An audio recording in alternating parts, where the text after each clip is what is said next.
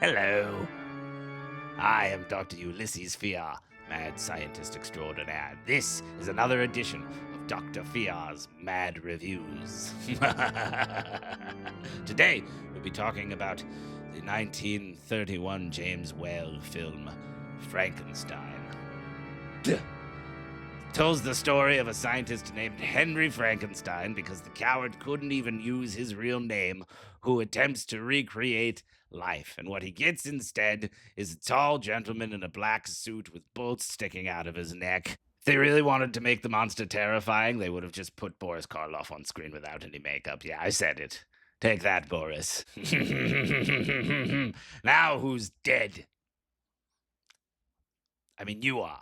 First and foremost, you don't just sew body parts back together and strap electricity to them and call yourself a mad scientist. Anyone could do that. I assure you, you could have similar results at home.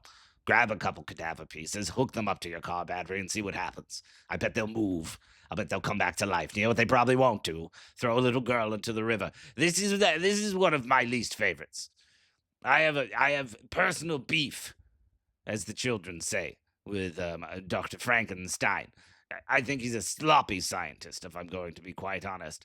The screaming, the castle, it's all very gauche. We get it. You have money. You come from a rich family. La da da da da. It's not even an accurate adaptation of his story. You know why? Because he knows that no one is interested in finding out why he wants to marry his sister. Nobody wants to see that, except for Kenneth Branagh. I've never understood the idea of him having an assistant. Who needs an assistant? Do your own experiments, okay? I have a plumber friend named Joey. He helps me on occasion, but that's just because he's very handy with a wrench. Also, I can pay him in sandwiches. At the end of the day, I have to give the 1931 adaptation of Frankenstein half a vial. It breaks my heart to do that. It really does.